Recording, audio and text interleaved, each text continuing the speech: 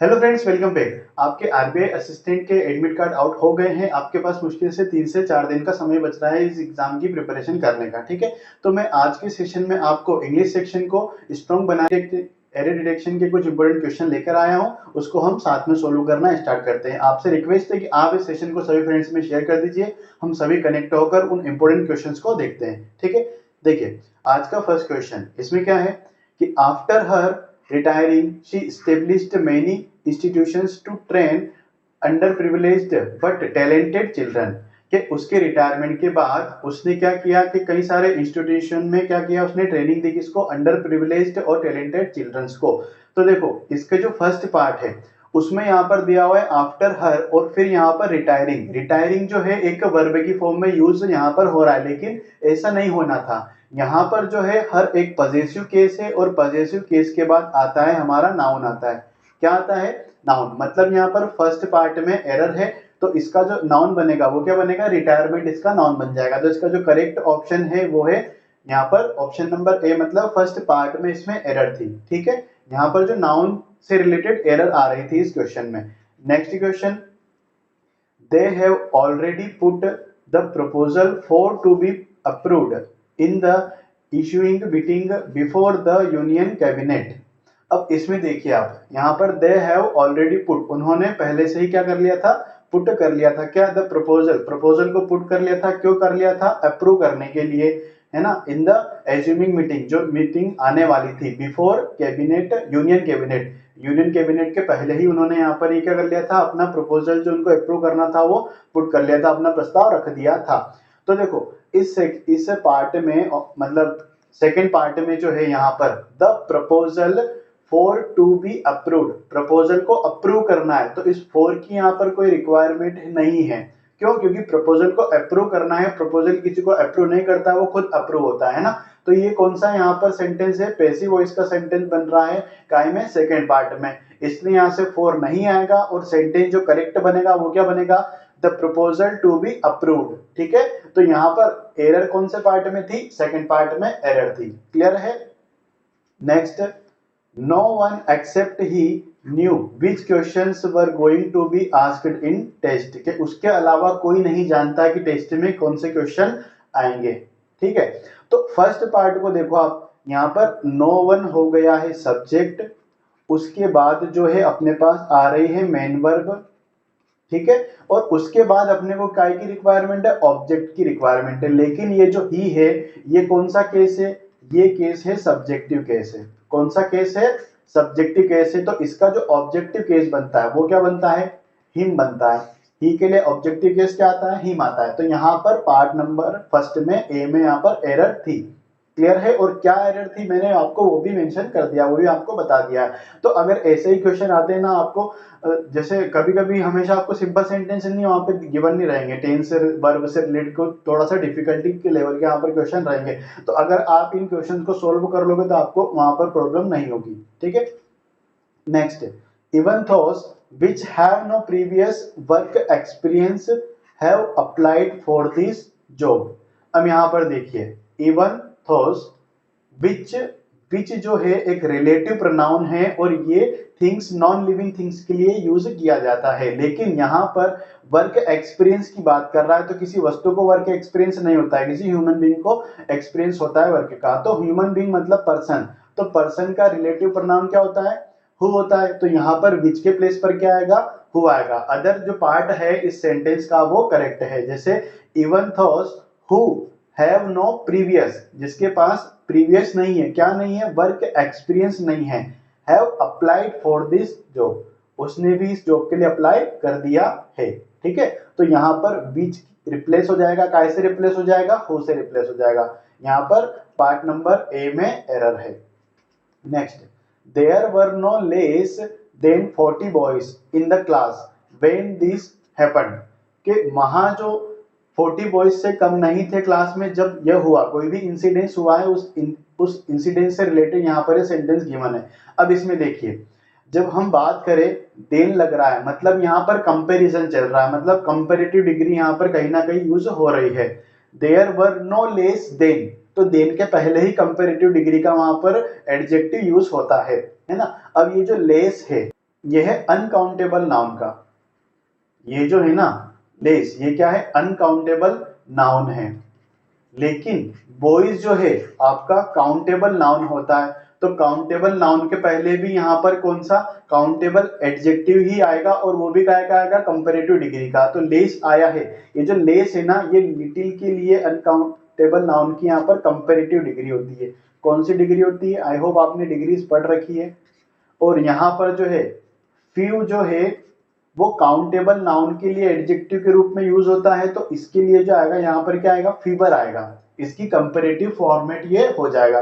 ठीक है, तो यहाँ पर लेस को रिप्लेस करना है हमें, काय से रिप्लेस करना है, फीवर से इस लेस को रिप्लेस करना है। क्लियर है, कोई डाउट होगा इसमें तो आप कमेंट कर दीजिएगा। ठीक है, your suggestion is not different from that of the another employees, कि तुम्हारा जो सजेशन है इज नॉट डिफरेंट, वह अलग नहीं है, from that of the another employees, जो अनदर एम्प्लॉइज है उनसे तुम्हारा जो है सजेशन वो अलग नहीं है।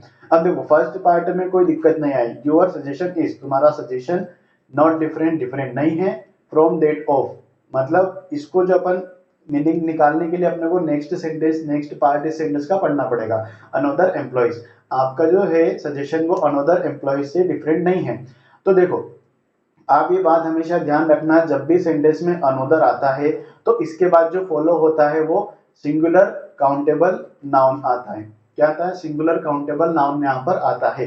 और यहाँ पर जो आपको नाउन दे रखा है एम्प्लॉय से, है ना, आपका जो सजेशन है वो अदर एम्प्लॉइज से करेक्ट वहां पर कंपेयर कर रहे हैं वो, कि अलग नहीं है।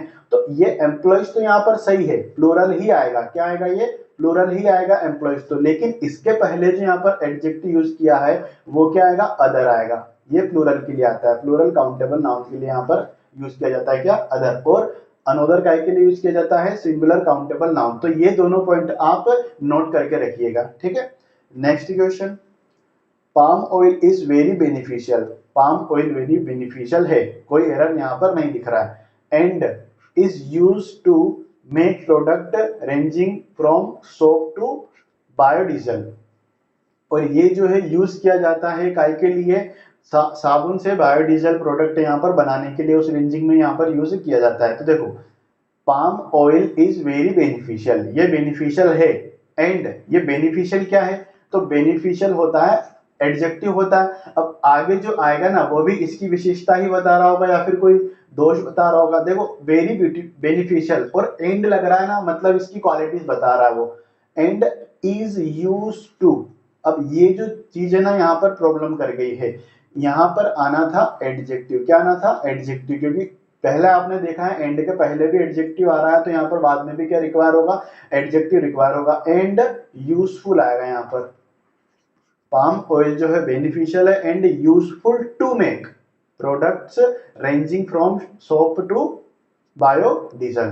क्लियर है, कोई डाउट हो तो आप कमेंट कर दीजिएगा, हम आपको बाद में रिजॉल्व उसको कर देंगे। ठीक है, next question, the library members were asked, library member जो थे उन्होंने पूछा, प्लूरल है, वर यहाँ पर प्लूरल वर्ब आ गई है तो कोई इशू नहीं दोनों पार्ट में।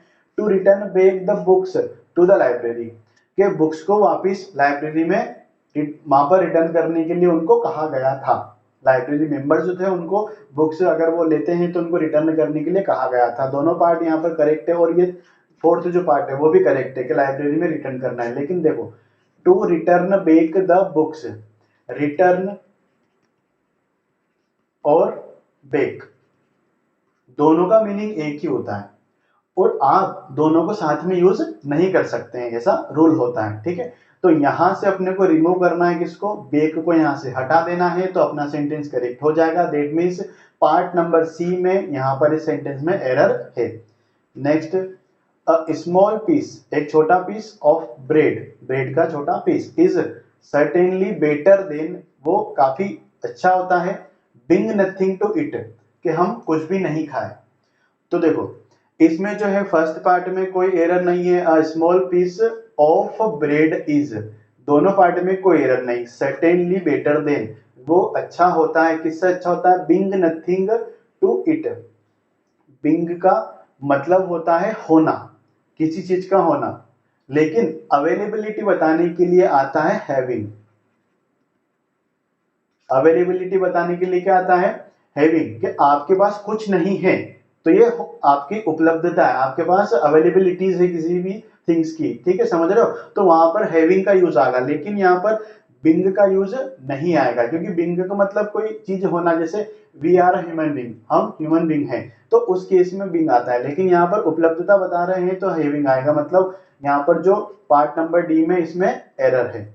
Next, the media can play a crucial role insures that ordinary citizen get justice, के मीडिया को जो है ना क्रूशियल रोल वहां पर प्ले करना चाहिए, ताकि जो है ऑर्डिनरी सिटीजन्स जो है उनको जस्टिस मिल सके। तो देखो फर्स्ट पार्ट में कोई एरर नहीं है, सब्जेक्ट आया, उसकी वहां पर हेल्पिंग वर्ब आ गया, उसके बाद मेन वर्ब, उसके बाद उसका ऑब्जेक्ट, के मीडिया को जो है वहां पर क्रूशियल रोल क्या करना है, प्ले कर सकती है मीडिया। अब ये जो है यहाँ पर क्या है, ये इंश्योर्स जो आ रहा है ये वर्ब की फॉर्म में यूज हो रहा है, लेकिन यहाँ पर नाउन की रिक्वायरमेंट है, तो नाउन की रिक्वायरमेंट के लिए क्या लिखेंगे अपन, ensuring that ordinary citizens get justice, तो यहाँ पर नाउन की रिक्वायरमेंट थी इसलिए इंश्योरिंग आएगा इसका करेक्ट आंसर। तो यहाँ पर जो है एरर वो काय में है, सी पार्ट में एरर है। तो फ्रेंड्स ये कुछ इंपॉर्टेंट डिफरेंट कैटेगरीज वाइज मैंने आपको एरर डिटेक्शन के क्वेश्चन अवेलेबल करवाए हैं, जो आपके आरबीआई असिस्टेंट के इंग्लिश सेक्शन को स्ट्रॉन्ग बनाते हैं। हम कल फिर नए क्वेश्चन से आपको अवेलेबल करवाएंगे। चैनल को जिसने भी सब्सक्राइब नहीं किया है please subscribe this channel and also stay tuned with us. Thank you.